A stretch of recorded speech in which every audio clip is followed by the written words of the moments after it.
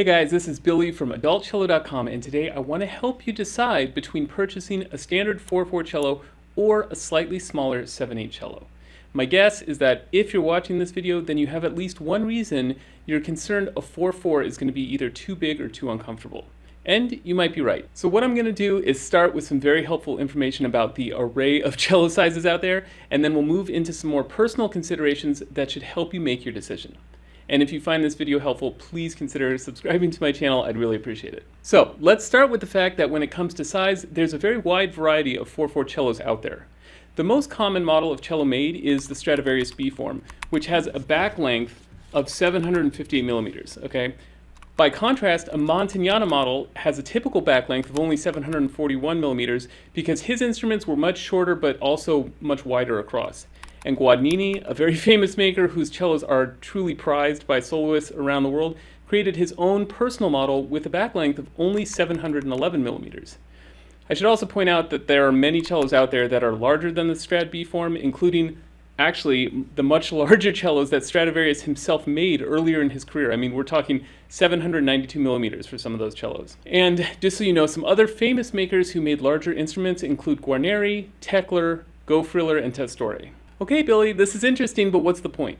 The point is that sometimes you don't necessarily need to switch to a 7/8 cello to find some relief. For example, if you come to find out that you've been learning on a larger than average 4/4 cello, switching to a smaller 4/4 model could feel like a total game changer in terms of left-hand comfort. And I can tell you from experience that even a few millimeters makes a big difference. Keep in mind too that just because a cello is technically a 4/4 cello, other aspects of the cello's construction can make a difference in comfort as well. For example, if the 4/4 cello you're playing on has a thick, bulky neck behind the fingerboard, a similar sized model with a sleeker neck might make a big difference in your left-hand comfort. And another aspect that can make a major difference in terms of how a cello feels from the player's standpoint is having the correct string height, which is the height the strings are above the fingerboard. If your string height is too high, it will take much more effort to get the strings down, and this can actually be a very dangerous situation in terms of developing a repetitive use injury. So my recommendation, go to a luthier or violin shop and try a variety of standard 4/4 cellos in your price range. You'll likely find that some feel more comfortable to play than others, whether it's due to its overall size, construction, or setup. Don't assume that all 4/4 cellos will feel the same. Oh, and just for reference, the average 7/8 cello is around 730 millimeters.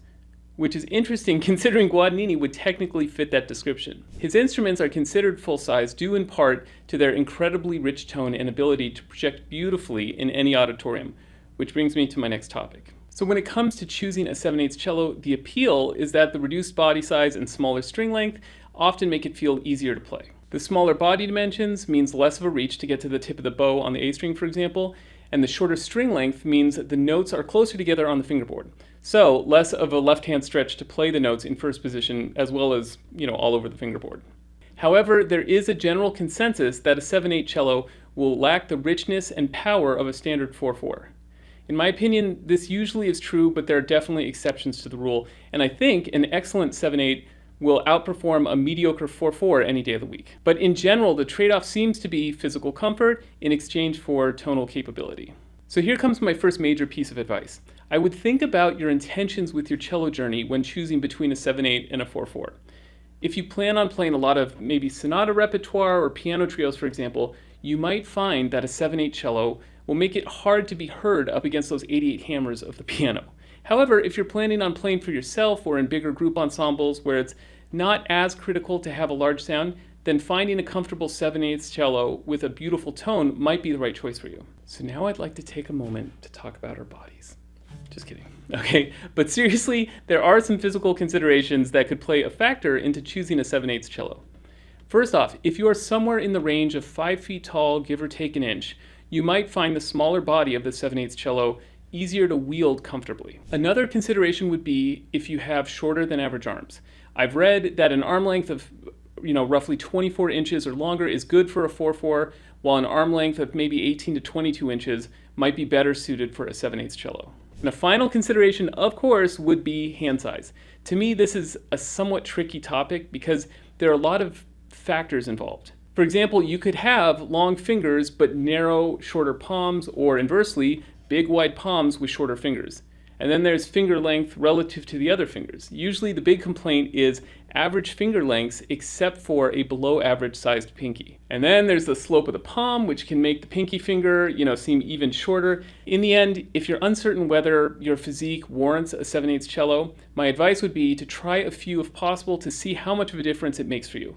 If you take a 7/8 home on trial to compare against your 4/4, and by the end of the trial you're thinking, they'll have to pry this instrument from my cold, dead fingers if they want it back, there's a good chance you found the right size.